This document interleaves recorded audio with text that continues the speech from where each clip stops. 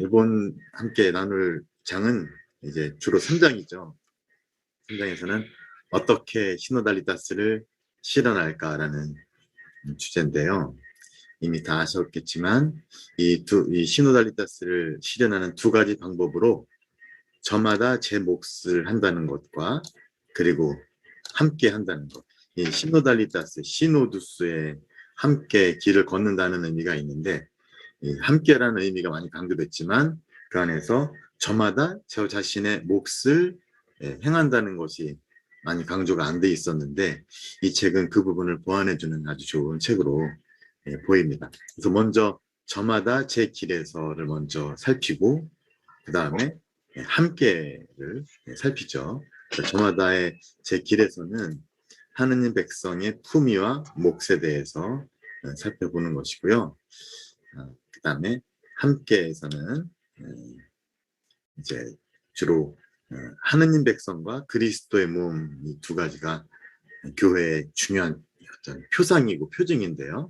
이 하느님 백성과 그리스도의 몸을 통해서 어떻게 함께 저마다 제 몫을 수행할 수 있는지를 살피는 그런 내용이 되겠습니다.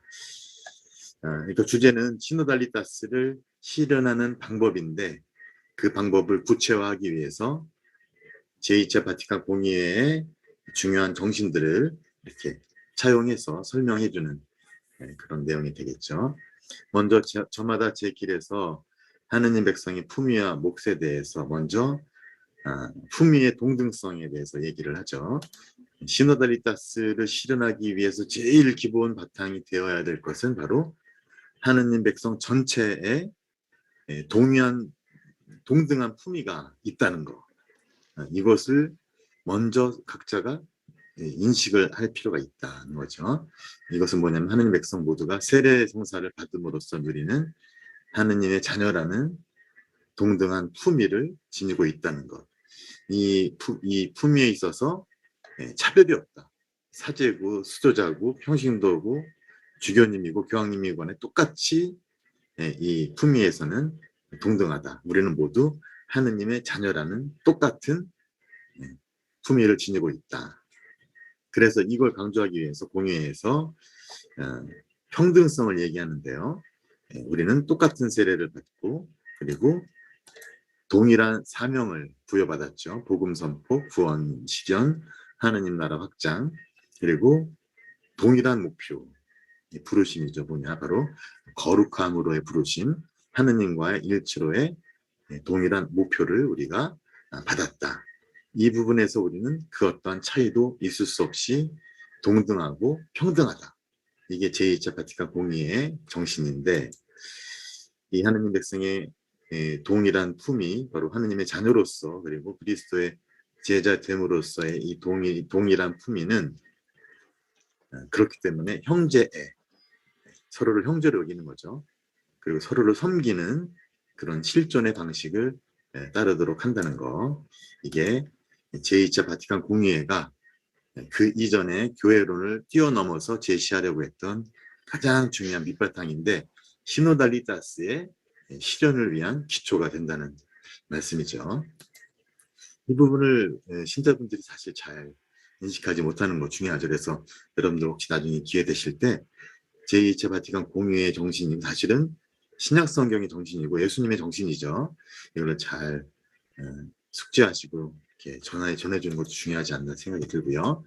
그 다음에 이 동등한 품위에 대한 이야기 다음에 저마다 고유하게 맡겨진 일이 있다. 그 몫을 수행하는 것이 또한 시노달리타스를 실현하는 것인데 이것을 세 가지로 나누죠. 서품받은 직무자, 평신도, 그리고 수도자 이렇게 나누어서 설명을 하는데 각각의 설명에서 어떻게 각각의 어떤 그런 사람들이 자기의 몫을 하는지 나중에는 이 세 가지가 어떻게 협력을 이룰 수 있는지 설명을 하시죠. 먼저 서품 받은 직무자 우리는 보통 신부님 하시지만 교회라는 큰 어떤 하느님 백성이라는 큰 틀 안에서 보면 똑같은 하느님 백성인데 그들이 어떤 특성을 지니고 있느냐면 서품을 통해서 직무를 특별한 직무를 부여받는 것이죠.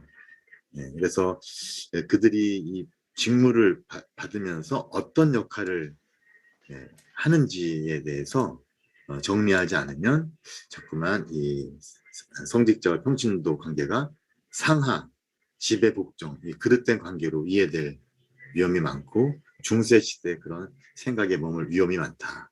그것을 바로잡기 위해서 서품받은 직무자의 본래 역할을 바로 제2차 바티칸 공의의 문헌들을 통해서 다시금 일깨워주고 계시죠.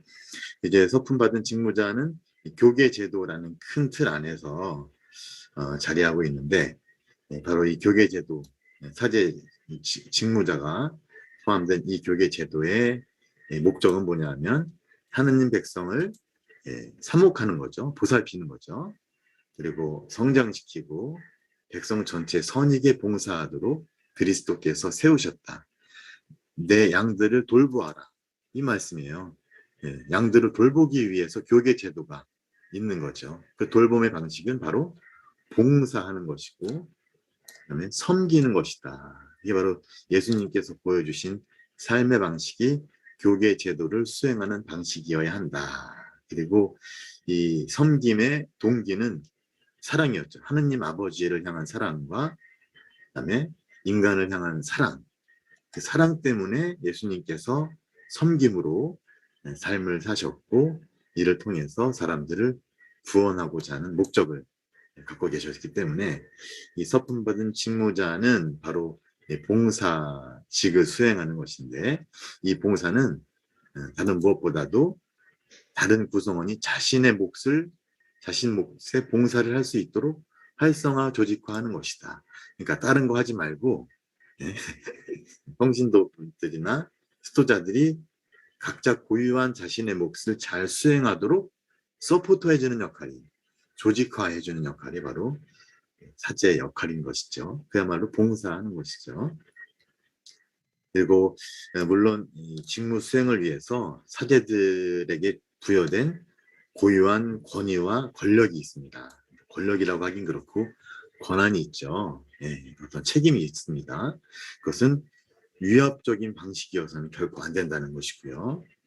그리고 동시에 하느님 백성이 길을 잘 갈 수 있도록 돕는 이 두 가지. 너무 고압적이어서도 안 되지만 너무 이렇게 내버려 두어서도 안 되는 거죠. 아무렇게나 막히게 해서 안 되는 거죠. 이 두 가지 자유롭게 하느님 백성이 스스로 할 수 있도록 하면서도 제대로 길을 걸어갈 수 있도록. 그래서 86쪽에 제가 이걸 인용해 봤는데요.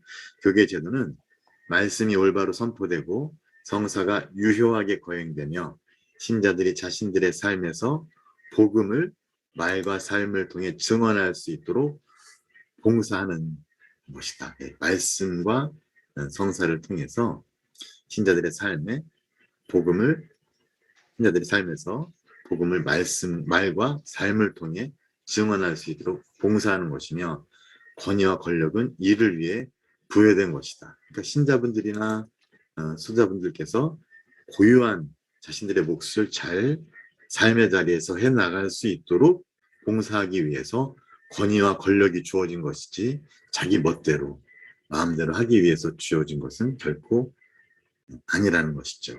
그래서 이 권위라는 것을 우리가 잘못 오해하면 잘못 이해하면 어떤 힘을 내 마음대로 휘두르는 것으로 오해할 수 있는데 결코 아니다. 이 이중의 관계, 이 권위를 주신 하느님과의 관계, 그리고 권위를 주심으로써 내가 봉사해야 할 공동체와의 이 이중의 관계 안에서 이 권위가 이해되어야 한다. 이게 예수님께서 제베데오의 아들 야고보와 요한에게 말씀하시면서 너희는 섬기는 사람이 되어야 한다.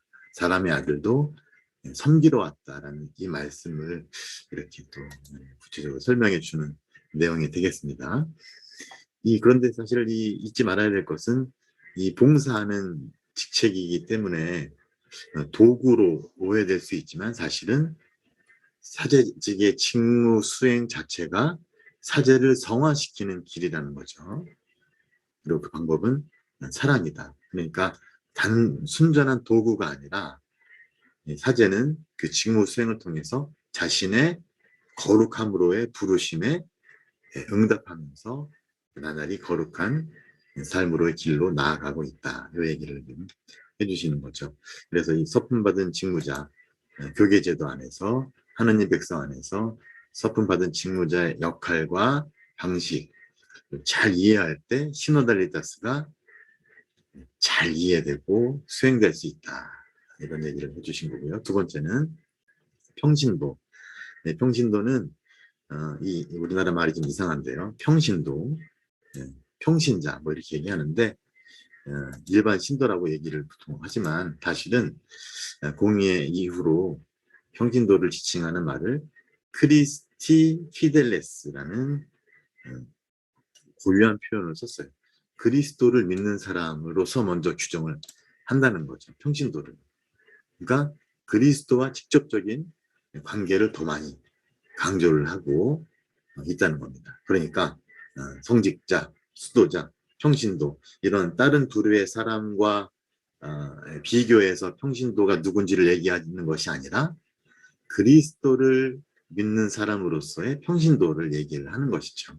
그러다 보니까 평신도가 누구이고 어떤 역할을 하는지가 훨씬 더 구체적으로 잘 드러나겠죠. 바로 현세적인 삶 속에서 구원을 효과적으로 선포하고 증언하는 사람이라고 제가 최원수 박사님의 글을 좀 요약을 해봤는데 바로 이 평신도는 그리스도를 믿는 사람 중에서 그야말로 가장 현세의 삶 속에서 사는 사람이기 때문에 그 안에서 누구보다도 성직자나 수도자보다 훨씬 더 현세의 삶을 잘 알고 구원을 효과적으로 선포하고 증언하는 사람이다.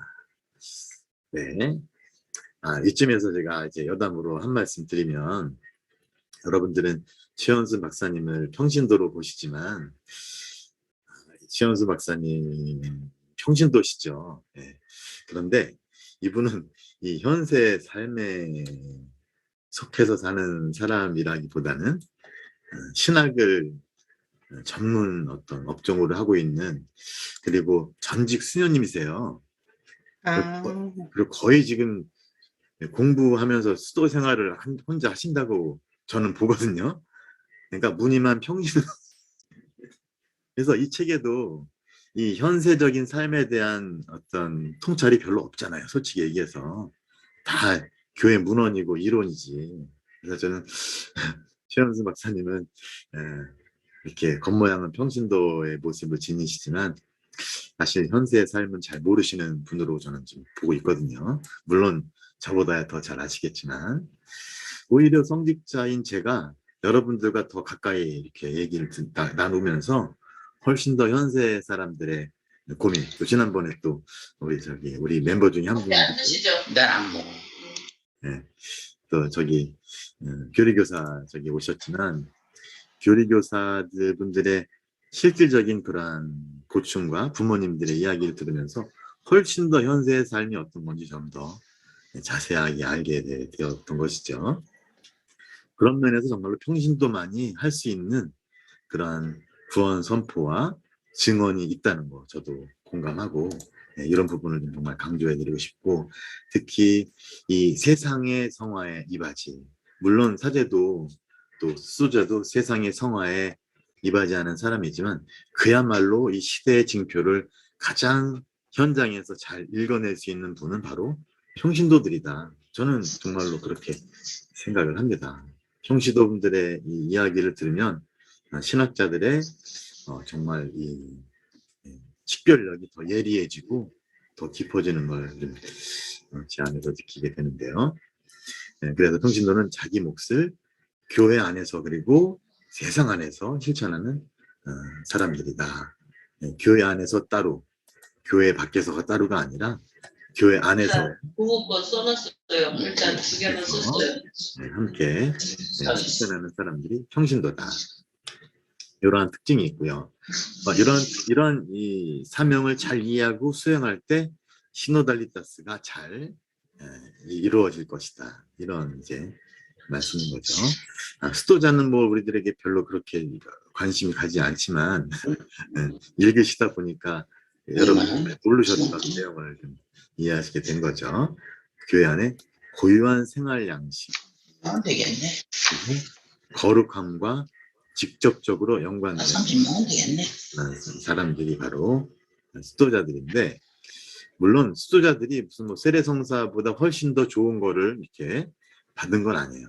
하지만 세례성사로 받은 새로운 삶을 특별한 방식으로 살아내기 위해서 수도자들이 존재하는데, 바로 이 수도자는 교회 밖이 아니라 교회 안에 있는 존재다. 이걸 강조하셨고요. 특히 이 표징적인 삶을 산다. 어떤 표징이냐? 바로 곧 도래할 하느님의 나라가 이게 이런 것이다라는 걸 사는 거. 그리고 그리스도께서 실제로 사신 삶을 지금 여기서 살아내는 거죠. 지상의 것을 초월하는 가치에 대해서 증언하는 삶. 그리스도인이 어떤 힘으로 무엇을 살아야 할지를 보여주는 삶이 바로 수도자의 삶인데, 이거 수도자들에게 얘기하면 생소하게 받아들일 수 있어요. 이 교회 문헌에 이렇게 나온다는 거죠.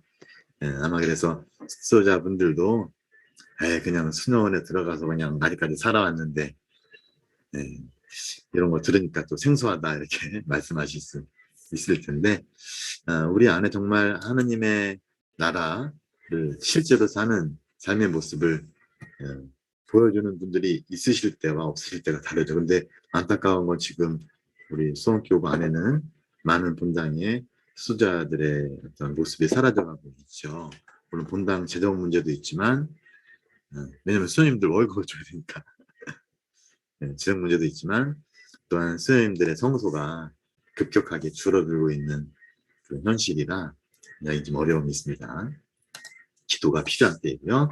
그다음에 아직까지는 저마다 제 몫을 한다는 거에 초점이 맞춰졌다면, 이제는 함께 맞춰지는데, 여기에서는 교회론에서 하느님의 백성 교회론, 그리고 그리스도의 몸 교회론을 차례로 짚어가면서 그 안에서 어떻게 사제와 수도자와 평신도가 함께 고유한 몫을 협력하면서 수행할 수 있는지를 살피죠. 당연히 하느님 백성이라는 큰 틀 안에서 협력이 이루어지겠고, 그리스도의 몸이라는 유기체 안에서 이루어지겠죠.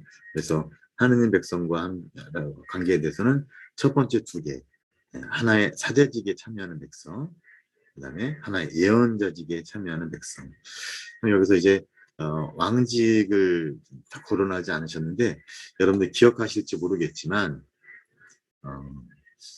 지난번에 국제학술대회에서 보라스 신부님께서 그 어느 때보다 다스리는 직무, 왕직, 여기에 평신도들이 참여하고 있다는 것을 그 어느 때보다 강조할 필요가 있다 말씀을 하셨는데, 여기에도 보니까 그게 빠져 있는 것이죠. 나중에 여러분들이 보완을 하시면 좋을 것 같아요. 먼저 하나의 사제직, 이게 관계된 거는 보편 사제직이고요. 예언직, 예언자직이 원래 본래 용어죠. 예언자직에 참여하기 위해서는 여기서 신앙 감각에 대해서 강조를 하고 있죠. 그러니까 시노달리타스를 얘기할 때 가장 중요한 기둥을 말하자면 보편 사제직과 신앙 감각인데, 이 용어를 그냥 설명하는 것이 아니라 사제직과 예언자직을 설명하면서 이 두 가지를 설명하는 것에 독특성이 있죠. 보편 사제직은 모든 그리스도인이 세례 성사를 통해 받는 칭무로 그리스도의 사제직에 참여한다. 모든 신자는 세례 성사를 통해서 그리스도의 사제직, 예언자직, 왕직, 삼중 직무에 참여하는데, 그 중에서 어떻게 사제직에 참여하느냐? 보편 사제직을 통해서. 모든 신자가 받은 보편 사제직을 통해서. 이 보편 사제직이란 무엇이냐? 일상의 삶 전체를 희생 제사로 봉헌하는 것이라는 말씀이죠. 그러니까 우리가 살고 있는 삶 전체를 하느님께 제사의 제물로 봉헌하는 삶이 바로 보편 사제직이다. 이건 혼자서 이렇게 기도 안에서 할 수도 있지만, 특히 성찬례에서 사제가 직전하는, 사제가 봉사하는 거죠. 미사를 통해서 사제가 봉사하는 성찬례에 결합됨으로써 여러분들은, 평신도들은 보편 사제직을 수행하게 된다. 더 적극적으로 수행하게 된다. 이 보편 사제직과 직무 사제직의 이 괴리가 우리 한국 교회의 가장 큰 문제인데 이 두 가지를 결합시키는 것에 대해서 이야기하는 사람이 많지 않은데 여기도 굉장히 중요한 문제 제기인 것이죠. 그래서 이 두 가지 모두 보편사제직과 직무사제직 둘 모두 같은 근원인 그리스도의 사제직에 참여한다. 보편사제직은 그리스도께서 행하신 온 세상의 성화를 위해 자신을 바치신 사제직을 수행하는 것. 예수님께서 십자가 위에서 당신 자신을 희생 제사의 제물로 내어주신 것은 무엇을 위해서? 세상을 성화시키기 위하고 구원하시기 위해서인데 신자분들은 자신의 삶을 하느님께 희생 제물로 봉헌하면서 그 사제직에 참여하고 사제는 그걸 잘하실 수 있도록 도와주는 봉사의 직무다. 라는 이제 이해를 할 필요가 있다는 거죠. 특히 보편사제직은 개개인별로 하는 것만이 아니라 공동체적인 특성을 지니고 있기 때문에 이 전례가 그래서 중요하다. 그래서 매일 미사도 굉장히 중요하죠. 목자와 결합된 신자들 전체, 성체성사에서 사제직 기능을 수행하고 있는 주체는 목자만이 아니라 목자와 결합된 신자들 전체다. 이걸 우리가 기억하고 있을 필요가 있다. 그래서 이 공동체적인 차원이 굉장히 중요하다.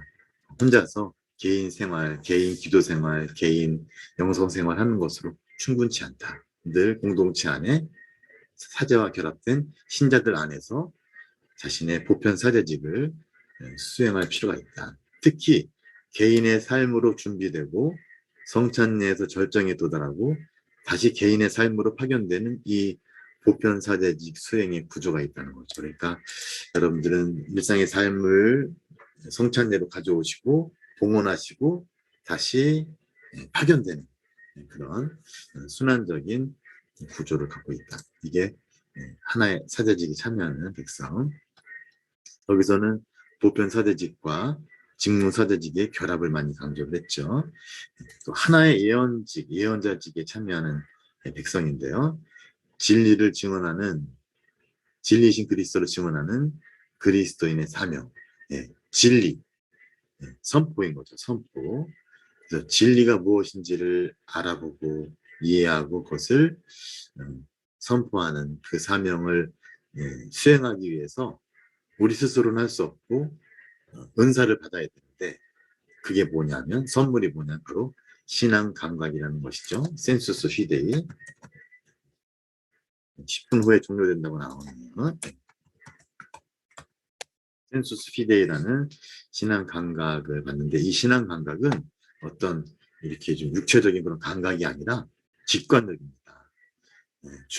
진짜가 무엇인지를 진리가 무엇인지를 식별해낼 수 있는 그리고 동의하거나 아니라고 해석할 수 있는 그런 인지적인 차원을 동반한 일종의 직관력이다.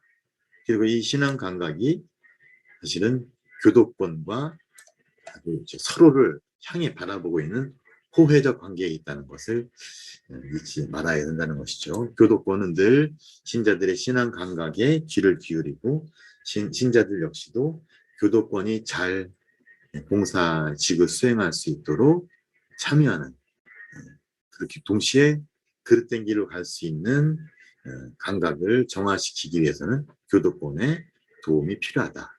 이런 얘기를 좀 정리할 수 있고요.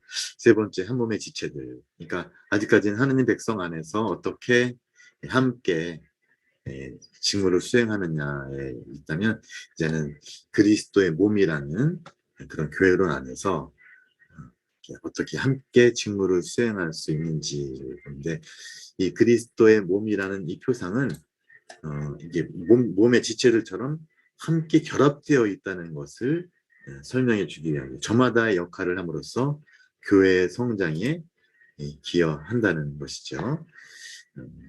여기서 각 지체가 다름을 지니고 있는 것은 차별하고 이렇게 배척하는 것이 아니라 사실은 일치를 위해서 그런 차별이 차이가 있다는 것. 그래서 늘 일치해 주시는 성령의 이끄심을 따르면서 시노달리타스를 실현해내야 된다. 근데 여기서 중요한 것은 바로 성령의 선물로서의 교계제도와 은사를 잘 봐요. 그래야 이게 함께 서로가 함께 역할을 수행할 텐데, 사제들은 교계제도에 속하지만 교계제도 역시 성령의 선물이라는 것이죠. 평신도들도 평신도들의 고유하고 다양한 은사를 받았는데 그건 역시 성령의 선물이죠. 모두가 다 성령의 선물이기 때문에 사실은 똑같은 본질을 지닌 그런 것들이다라고 이해를 해야 된다는 것이죠. 성령께서 교회를 살게 하시는 방법은 성직자들의 성사와 사목직무나 아니면 평신도들의 선물인 부여받은 선물인 은사를 통해서 성령께서 이렇게 교회를 살게 하시는데 모두가 다 은사라는 것이죠. 특히 이 모든 은사는 다양하고 서로 연결되어서 그리스도 몸의 성장을 위해서 기여해야 한다는 것이죠. 자, 이 은사를 받았다는 사람들이 교회에 종종 있지 않습니까? 사실 그들만 은사를 받은 게 아니라 모든 사람이 은사를 받은 거예요. 그걸 자기가 확신을 갖고 드러내지 못할 뿐이지. 그런데 이 은사의 목적은 그리스도의 몸인 교회 공동체를 영적으로 성장시키기 위한 것이지, 그 안에 분열을 일으키거나 그 안에 어떤 위화감을 조성하고, 이건 사실은 은사를 남용하거나 은사를 잘못 받은 것이라고 얘기할 수 있겠죠. 그래서 이 은사의 참됨을 식별하는 기준이 있는데, 정말로 성령의 체험이 기반이 된 은사라고 한다면 은사는 예언적인 특징을 지닙니다. 다시 말하면 참된 진리를 고백할 수 있는 그런 삶으로 살아낼 수 있는 그런 특징이 있고, 또 하나는 친교다. 친교를 이루지 못하고 혼자서 동떨어진 채 활동하거나 한다면 그것은 성령으로부터 오는 은사라고 볼 수가 없다라는 거죠. 근데 교회 공동체에서 이렇게 떨어져 나가서 자기들만의 어떤 모임을 만들고 자기들만의 기도 모임, 이런 거 우리 교회 안에 굉장히 많은데, 이게 사실은 굉장히 우리에게 문제가 되는 부분이기도 한 거죠. 자, 그리고 이 부분은 넘어가고요. 그래서 이분이 이제 이런 교회의 여러 가지 그러한 다양한 표상들을 통해서 하느님 백성 전체가 어떻게 서로 함께 서로 자신의 몫을 실행하면서 협력해서 교회를 구성하고 사명을 실현하는지를 보여줬는데, 사실 이 시노달리타스가 구현하고자 하는 것이 바로 그러한 모습이라는 거죠. 그러한 모습이 이 세 가지 16자 세계 주요 시노드의 부제죠. 부제목이 달려있는 친교, 참여, 사명, 이 세 가지를 통해서 역동적으로 시노달리타스가 실현된다라는 건데요. 이 친교, 참여, 사명에 대해서는 시노달리타스를 공부하시면서 나름대로 또 보완하실 기회가 있다고 생각이 들고요. 여기서는 최현수 박사님도 약간 좀 이 내용을 좀 언급하기 위해서 여러 가지 요소들을 이렇게 약간 좀 이렇게 모아놓으셨는데, 약간 좀 일관성이, 전체적인 일관성이 좀 떨어지는 부분으로 볼 수가 있을 것 같아요. 이 부분은 제 부분들을 좀 우리가 따로 보완을 할 필요가 있다는 생각이 듭니다. 자, 이제 거의 마무리가 해야 될 시간인데, 이걸 어떤 마음으로 시노달리타스를 실현할 것인가 해서 이제 구체적으로 실천적인 부분을 이렇게 짚어주시는데 7가지로 정리를 하시는 거죠. 첫 번째는 각자가 삶의 자리에서 시대의 징표를 읽을 수 있는 그런 어떤 준비가 되어 있어야 된다. 두 번째는 함께 감과 제 몫을 함이라는 2개의 축을 중심으로 이 시노달리타스가 움직여져야 한다. 세 번째는 자신의 품위에 대한 정당한 인정과 그다음에 상호 존중이 필요하다. 그리고 대화와 소통이 필요하고 상호 존중을 기반으로 그런 대화와 소통이 이루어져야 된다. 다섯 번째, 서로를 위아래가 아니라 협력자로 바라보는 그러한 인식이 필요하다. 그리고 인내가 필요한 거죠. 긴 시간 안에서 하느님의 뜻이 실현되기 때문에 너무 빨리 급작스럽게 결론을 도출하기보다 인내를 갖고 기다리면서 동시에 마지막으로 우리에게 주어진 신앙 감각을 잘 예리하게 성장시켜 나갈 필요가 있다. 이럴 수 있을 때 히노달리타스가 좀 더 구체적으로 우리 안에서 실현될 수 있겠다. 이런 말씀을 하고 있고요. 4장은 오해를 넘어야 된다는 거 이렇게 좀 추가적으로 말씀을 덧붙인 건데요. 시노달리타스는 단순한 민주화 혹은 민주주의적인 의사결정 방법과는 다르다. 왜냐하면 우리는 성령의 목소리와 복음의 진리에 비추어서 우리가 나아갈 길을 찾는 것이기 때문에 민주화와 다르다. 특히 지금 민주주의의 위기는 다 자기들의 이해관계, 자신들의 이익만을 위해서 누가 더 나에게 이익을 줄 것인가를 중심으로 해서 가고 있는 부분이 많은데, 이거는 사실 진정한 의미에서의 세상과 사회 발전이 아니라고 말할 수 있죠. 그래서 우리는 그것보다는 성령께서 우리를 어디로 인도해 주시려는지, 또 복음의 진리가 무엇인지를 따르는 기준이고, 그리고 사실은 우리는 어떤 투표를 통해서 결정을 하지 않는다. 최종 책임과 판단은 교도권에 맡겨져 있다.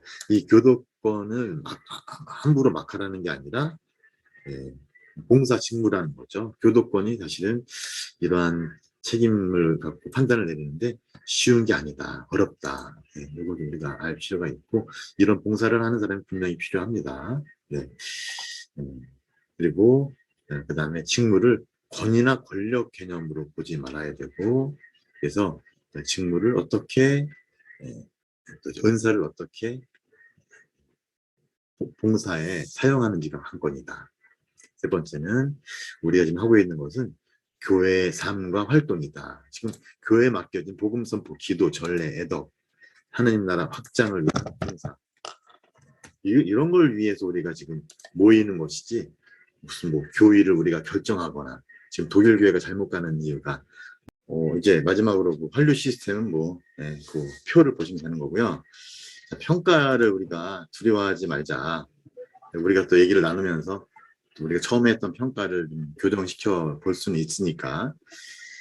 저는 사실 최 박사님 벌써 10년 전부터 알고, 물론 다시는 신학생 때도 저희 막 청강 오시고 막 그랬던 기억이 나요.